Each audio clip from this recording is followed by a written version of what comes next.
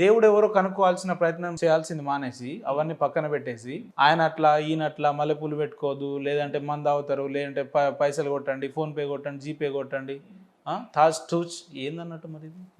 నేను అదే చెప్తున్నాను. ఫోన్ పేలు గూగుల్ పేలే ప్రాబ్లం అవుతే మీరు ఫస్ట్ ప్రభుత్వాన్ని ప్రశ్నించండి. మీరేంటయ్యా మా డబ్బుతో మమ్మల్ని పోషించేది, మమ్మల్ని నడిపేదాన్ని ప్రభుత్వాన్ని అడగండి. ఒక ఆర్గనైజేషన్ పాస్టర్ అనే వ్యక్తిని ప్రభుత్వంతో కంపేర్ చేస్తున్నారు. అంటే ఆర్గనైజేషన్ చెప్తున్నా, ప్రభుత్వం ఎలాగైతే ఉందో అలాంటిది ఇది ఒక చిన్న ఆర్గనైజేషన్. చర్చ్ బోల్డ్ అని లక్షల రూపాయలు ఖర్చు ఉంటుంది. షాలేం రాజు గారి గురించి నేను చెప్తాను. ముసుగులో ముచ్చట్లు వద్దు. షాలేం రాజు గారి గురించి చెప్పాలంటే కొన్ని వేల మంది కడుపులు నింపుతున్నాడు ఆయన భోజనం పెట్టి.